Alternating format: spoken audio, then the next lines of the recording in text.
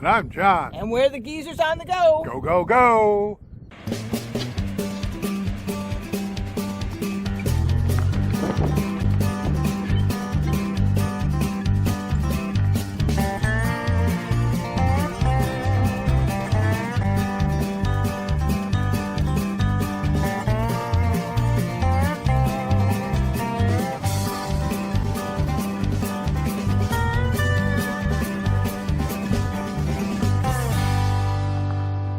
In this episode, we're at Reed Bingham State Park in south central Georgia, where the peach trees meet the pinelands. We're about 5 miles from Interstate 75 and the little town of Adel. The campground has 46 sites, and all but 4 of them have full hookups. With a 375-acre lake, it also offers fishing, swimming, and all kinds of other water sports. We also discovered that Reed Bingham is a wonderful place to go bird watching. When they're not watching you, that is.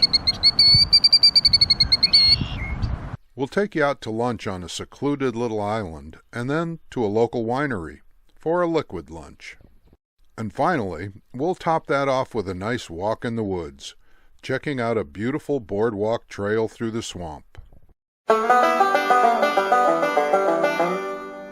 We're here at Reed Bingham State Park in Adel, Georgia, sort of in the southern middle part of the state. Very nice campground. We were here a couple years ago.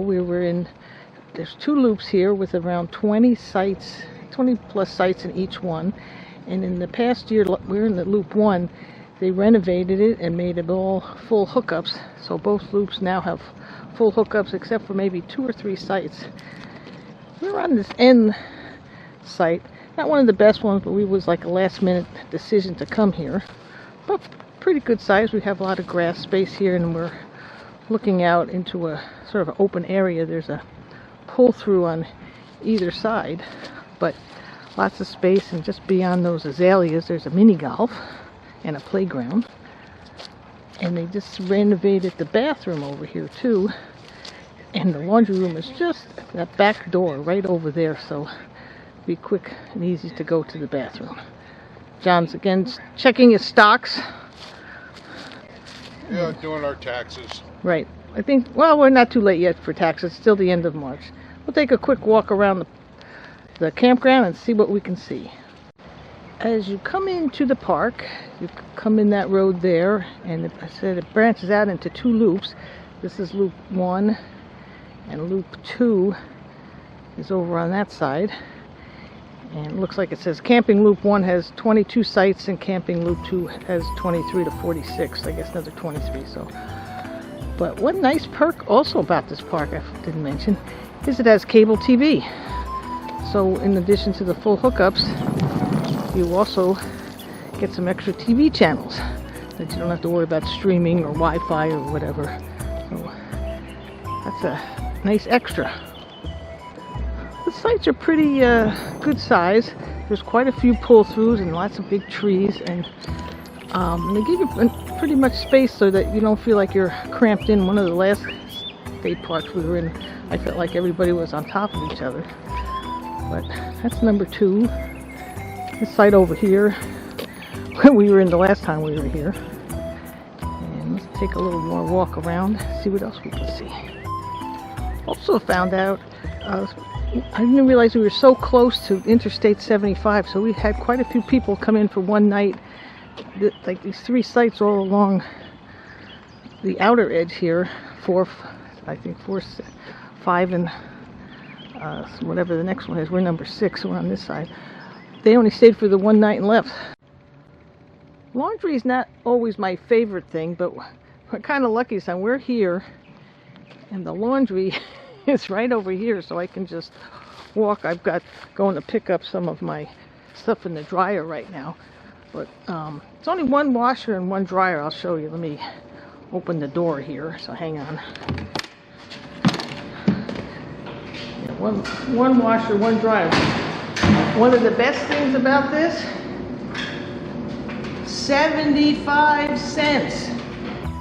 Again, we're site number 6. It's not the best site, but at least we have a big view of the trees. next couple down here, this is number 5, which is a nice big site, but the ones that are going to be coming up down here a little farther, I would say are maybe the premium sites here in loop number 1, because they back up to the trees. Now, I'm not sure how great they might be maybe in a little bit warmer weather with bugs, but right now, it's at the end of March, they're pretty nice. Very pretty trees here, gives you lots of shade, and I said this is number 9, and it backs up to all these trees. Number 10 on the other side, it kind of gets to look at the trees, but you got that big space in the middle, which would be good for this whole big inner loop if you had kids, because they could probably play some ball or even some frisbee. And the next couple down here, this back end is right back to the trees, number 11. Over here by site number 14, there's this little, I'm not sure of interpretive place, or maybe where people give talks and stuff, and there's a trail that goes back, but it's dedicated to some long lost, I guess, park superintendent from the 1960s. But kind of interesting over here is this big rig here on number 14. Backs up to the trees. I like it. I like their windows. And as the loop continues, 15 and beyond 16, those all sort of back up to some trees, and this one back here has a pull through. But most of the spaces, like I said, are pretty big. And the one over there is actually in the next loop, so we'll take a walk over there later. Again, on the other side of loop 1 is loop 2. And there's 20 plus sites here, just about all of them also full hookups. We'll take a little spin around. Here we have site 23. Oh, looks like quite a few empty ones right now, probably getting ready for a coming weekend of Easter weekend. And that's a nice pull through. These over here sort of back up to loop 1. That's 24 and 26. 25 is a big straight pull through. That's a big one. Nice big field over here, and I think there's a couple of trails that go back. There's a Gopher Tortoise Trail and a couple other ones. I think those two would be good if you were on the buddy site 28 and the one right behind it, because it kind of goes together. These two back up to the trees, and then you can sort of see the trail. There's a trail that goes back there. And all of these from 30, 31, and I guess it's 33, they go back and forth. That's 32 on that side. But these are all very pretty under the big trees with the Spanish moss. So both loops are very nice. They're very well spaced, and then this one also has its own bathroom, and I think there's a laundry up there too. So I like Reed Bingham. Give you lots of space. Here's a guy with he's decked out, he's got his flowers. And as you come to the end, 38 has a big pull through, but not many trees. And the ones over here are like ours. They're just okay, but they're nice, good sized sites. Gives you lots of space. Just a little bit beyond the regular RV camping, there's an area back here for what they call pioneer camping, but I'm not sure it's open since the gate appears to be, well, it's not locked, but it's hooked. Maybe we'll take a quick look back here, see if anything's down there. Back here, there looks to be a little shelter inside, and there's a couple places with picnic tables and some fire pits, and there is garbage cans, so I guess you would just sort of pick a spot back here and camp. Right now it's a little buggy, so I'm not going to stay too long to see what else is back here. This is the lake here at Reed Bingham State Park. It's a little over 500 acres. It has a boat launch, there's a couple of fishing docks, and it has a big dam right here. And when we were here the last time, there was so much water. It had rained and rained and rained and rained, and the water was halfway up this grassy knoll here. I think it was all the way up to that picnic table. and the water was just shooting over this dam, and this road was closed there. The bridge over the river, this is a little river it's called, that flows in and out, that you couldn't get to the other side where the beach area is, which we'll check out. Right near the dam and this other fishing pier, there's a little area over here. If you had kayaks, you could put your kayaks over here, and there's a couple of benches and picnic tables. As always down here, it always says watch out for alligators.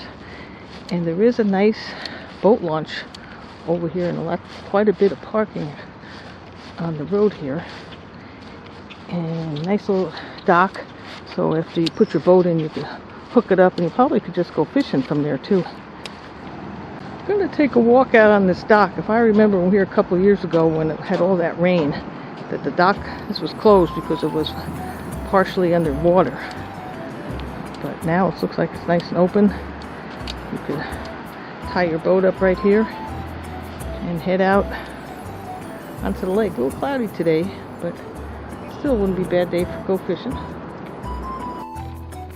In addition to the boat launch that's over on the other side of the lake, closer to the campground, there's another one over here, and also a place to launch your kayaks and stuff. There's also another entrance on this side of the park, so maybe if you came in this side, you'd launch your boat here. A nice little fishing pier too here, right by where the boat launch is. So if you didn't want to launch a boat, go fishing, you could go right out here. And it's a very pretty spot. There's lots of little creeks, and I don't know, maybe if you call them bayous out here, to go out into the back part of this lake. This is a bridge again that goes over from the main campground over to where the beach area is, and this was all closed the last time we were here, and this is the little river. On the other side of this bridge from the lake, it's kind of cool because back here it's like a big swampy area, and they definitely have raised the water level since the other day, because these trees were not like this. And then downriver there's a train track. There's a train that goes across the road right as you come into the park, and I'm not sure if it goes all the way there. They looked the other day like they were checking the tracks, so that's kind of cool way down there. You can walk across the dam area, and this way you could get a whole big view of the lake and the spillway down here. Water's up pretty high, all the way up to the trees almost. Well, let's take a little walk down here and maybe take a little better look at the spillway. The dam was built in 1970 for flood control, and the bridge was installed in 1974 to connect Cook County on the campground side with Colquitt County. There's lots of grassy places here, a couple of flat places along the way maybe you could fish.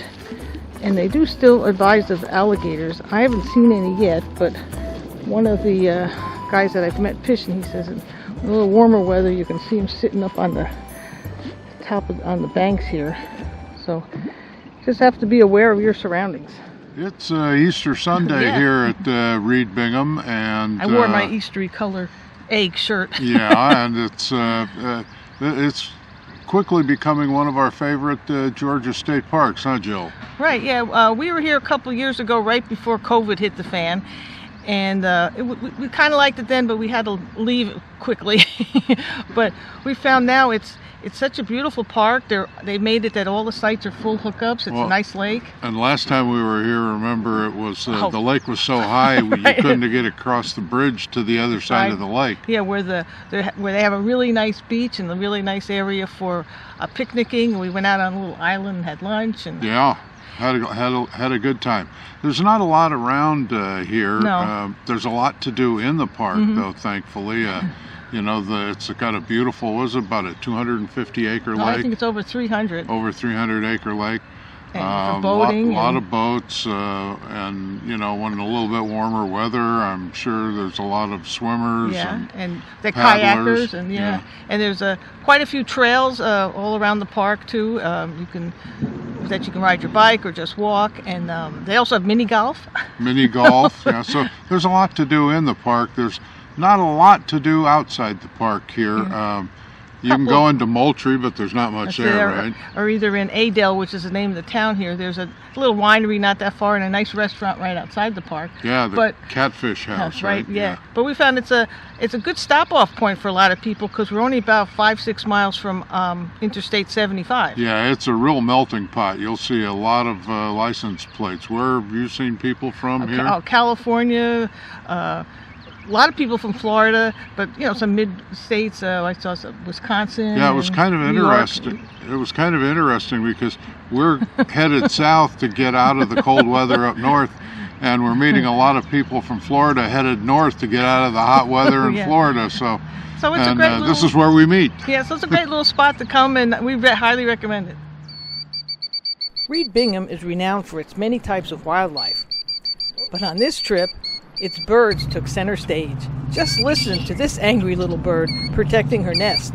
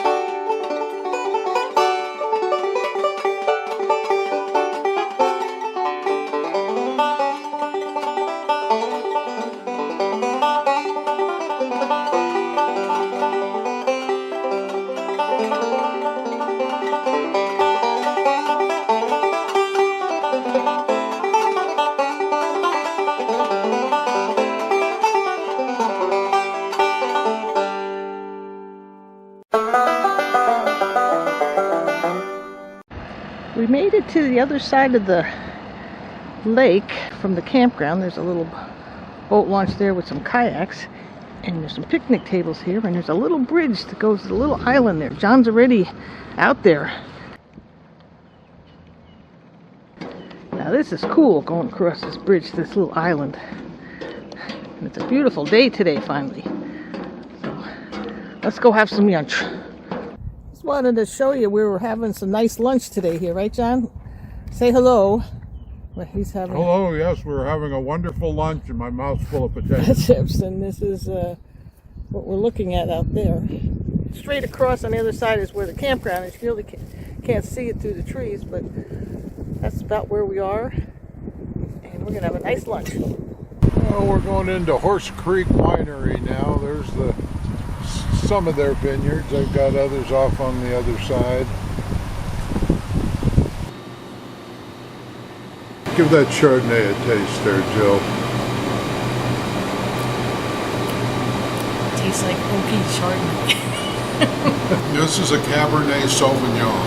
I'm going to give it a try. It's not my favorite, but thankfully they were out of Merlot.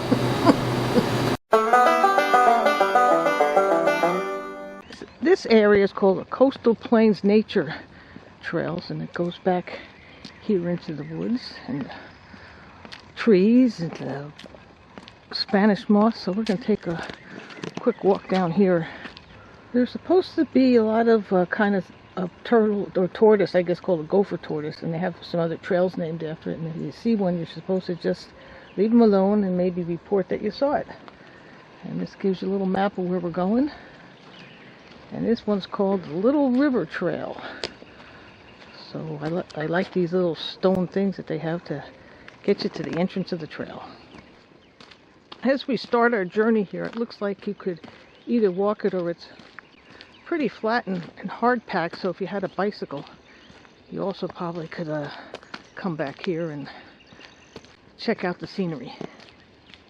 And it looks like along the way the trail branches out from the little river trail over here, and then also to the pitcher plant path going that way. It's kind of swampy in certain spots back here. Maybe we'll see an alligator. Who knows? Little connecting trail called the Upland Connector, of all things, and I'm not sure what this is. Maybe just so you could sit here and enjoy nature, or like I said, maybe you could wait for see some birds. Just sit here and set up with your binoculars. And there's another trail that goes there. This is the Turkey Oak Trail. So like I said, you have a lot of choices.